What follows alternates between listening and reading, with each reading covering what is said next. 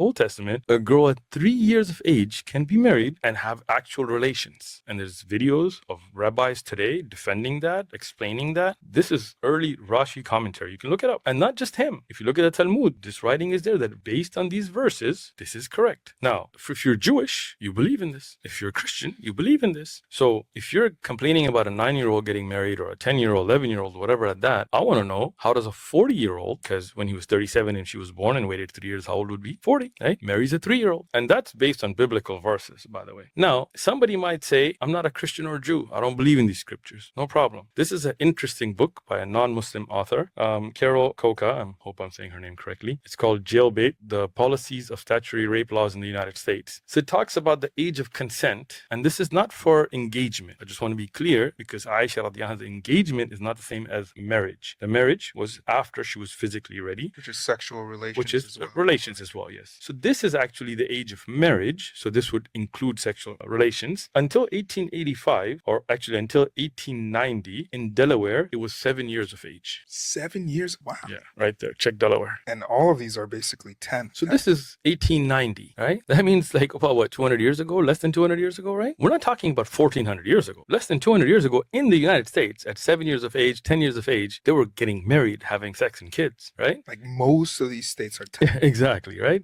I mean, here, until 1920, many of these states, they stayed at 10, 100 years ago, right? So if you look at that, then even from a secular perspective, in the United States, until 100 years ago, 7-year-olds and 10-year-olds were getting married legally, right? So what is that, a child marriage? And if it is, are you saying this country was based on pedophilia? Because those times were different. Yes, the ages were different. The Arab, they would wait till a girl starts to hit signs of puberty and they would get her engaged. And when she would hit physical puberty, they would get her married. So at that time, the age of Aisha was an appropriation with the time. And that has nothing to do with the creed of Islam, the aqaid of Islam. Ages of marriage is not even an issue of fiqh. There is no cutoff age given in Sharia. They look at physical maturity, they look at ability to have intercourse and be in a relationship, physically able, and mental ability. Islam is a practical religion till the day of judgment. So when the life expectancy is the mid-30s, and that's what it was during that time, we can't tell somebody you have to be 21 to get married, because when are they going to have kids and when are they going to raise those kids, right? People have this disease of presentism. They want to judge the past by present standards, and they don't do it standard. Otherwise, we would go back to this, and then they'll make excuses, right? If you look at the fact that even the mushrikeen of the time, the worst enemies of the Prophet, like the likes of Abu Jahl, the Fir'aun of this ummah, Abu Lahab, all this stuff, right? They didn't object to this because in accordance to customs of the time. And